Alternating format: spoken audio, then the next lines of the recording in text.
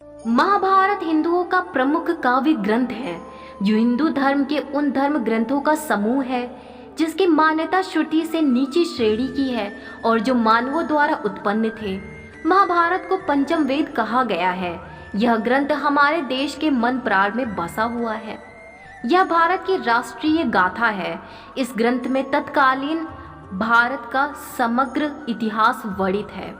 महाभारत के बारे में अगर हम जाने तो पता चलता है कि इसमें एक से बढ़कर एक धुरंधर थे। गुरु द्रोणाचार्य महाभारत के एक प्रमुख पात्र थे। भीष्म के बाद द्रोणाचार्य को कौरवों का सेनापति बनाया गया था।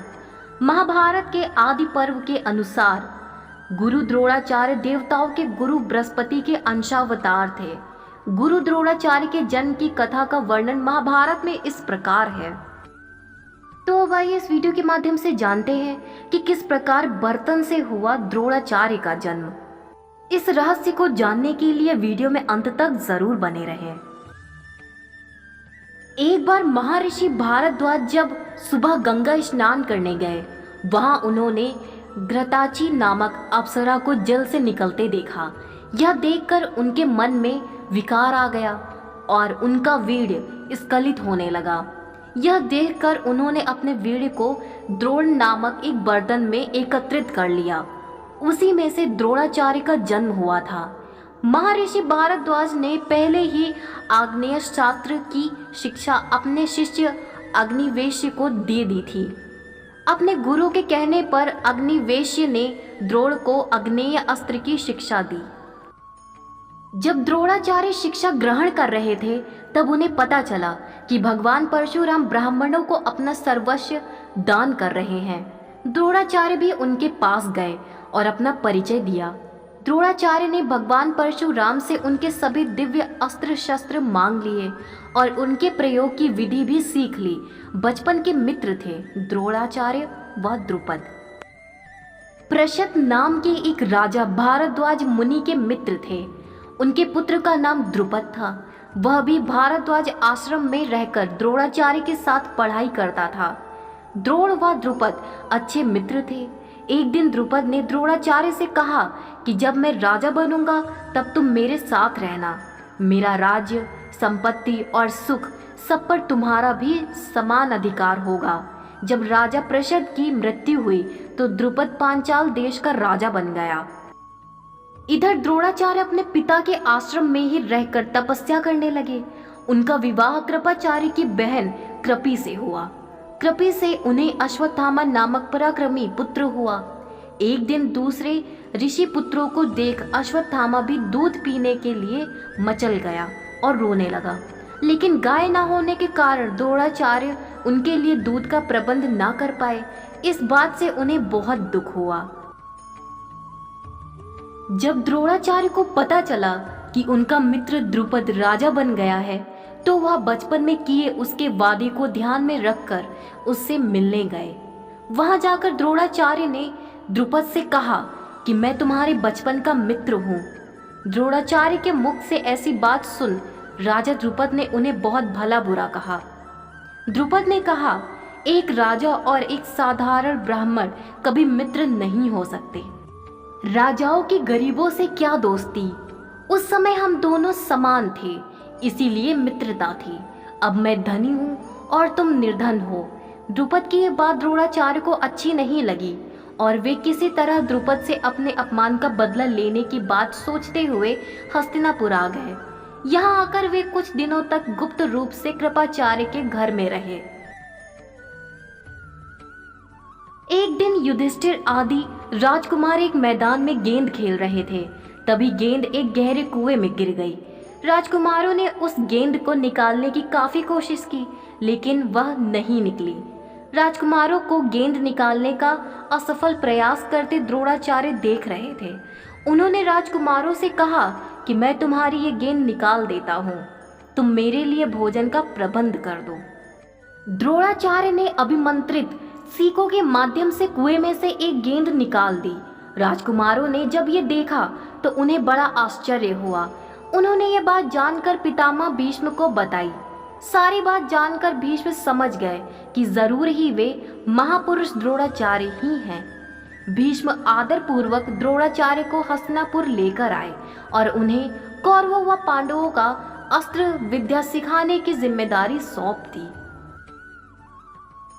द्रोणाचार्य जब कौरवों व पांडवों को शिक्षा दे रहे थे तब उनका एक नियम था। उसके अनुसार द्रोणाचार्य ने अपने सभी शिष्यों को पानी भरने का एक एक बर्तन दिया था। जो सबसे पहले उस बर्तन में पानी भरकर लाता था, द्रोणाचार्य उसे धनुर्विद्या के गुप्त रहस्य सिखा देते थे। द्रोणाचार्य का अपने पुत्र अश्वत्थामा पर विशेष प्रेम था, इसीलिए उन्होंने उसे छोटा बर्तन दिया था जिससे वह सबसे पहले बर्तन में पानी भरकर अपने पिता के पास पहुंच जाता और शस्त्रों से संबंधित गुप्त रहस्य समझ लेता था। अर्जुन ने वह बात समझ ली। अर्जुन वरुणा अस्त्र के माध्यम से जल्दी अपने बर्तन में पानी भरकर द्रोणाचार्य के पास पहुंच जाते और गुप्त रहस्य सीख लेते। इसलिए अर्जुन किसी भी मामले में अश्वत्थामा से कम नहीं थे। एक दिन द्रोणाचार्य गंगा नदी में स्नान कर रहे थे, तभी उनका पैर एक मगरमच्छ ने पकड़ लिया। द्रोणाचार्य स्वयं उससे छूट सकते थे, लेकिन उन्होंने अपने शिष्यों की परीक्षा लेने के लिए ऐसा नहीं किया। अपने गुरु को इस हालत में देख सभी शिष्य घबरा गए। तभी अर्जुन ने अपने बाणों से उस मगरमच्छ को मार दिया। प्रसन्न होकर द्रोणाचार्य ने अर्जुन को ब्रह्मास्त्र नाम एक दिव्य अस्त्र दिया और उसका प्रयोग कब और कैसे करना है ये भी बताया। द्रोणाचार्य ने ही अर्जुन को वरदान दिया था कि संपूर्ण पृथ्वी पर तुम्हारे जैसा धनुर्धर नहीं होगा। जब कौरव और पांडवों की शिक्षा पूरी हो गई तब द्रोणाचार्य ने उनसे कहा कि तुम पांचाल देश के राजा द्रुपद को बंदी बनाकर मेरे पास ले आओ, यही मेरी गुरु दक्षिणा है। पहले कौरवों ने राजा द्रुपद पर आक्रमण कर उसे बंदी बनाने का प्रयास किया, लेकिन वे सफल नहीं हो पाए।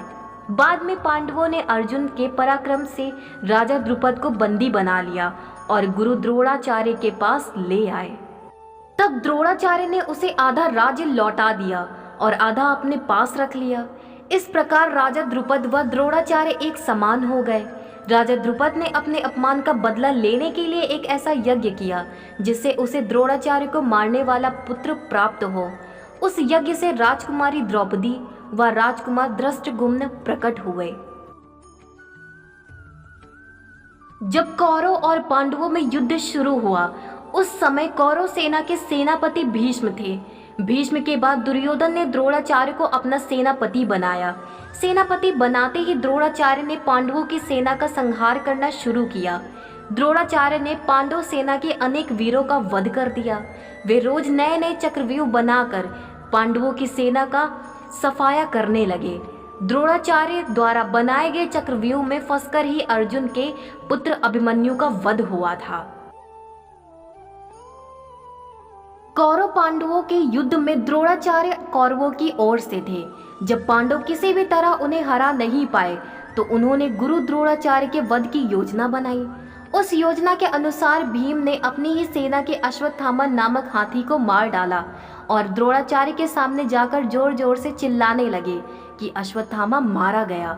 अपने पुत्र की मृत्यु को सच मानकर गुरु द्रोण ने अपने अस्त्र नीचे रख दिए और अपने रथ के पिछले भाग में बैठकर ध्यान करने लगे। अवसर देखकर धृष्टद्युम्न ने तलवार से गुरु द्रोण का वध कर दिया। तो अब यह वीडियो यहीं समाप्त होती है। उम्मीद है आज की यह वीडियो आप सभी को पसंद आई होगी। वीडियो को लाइक शेयर सब्सक्राइब ज़रूर करें। अब मिलते हैं किसी नई जानकारी के साथ, तब तक के लिए राधे राधे।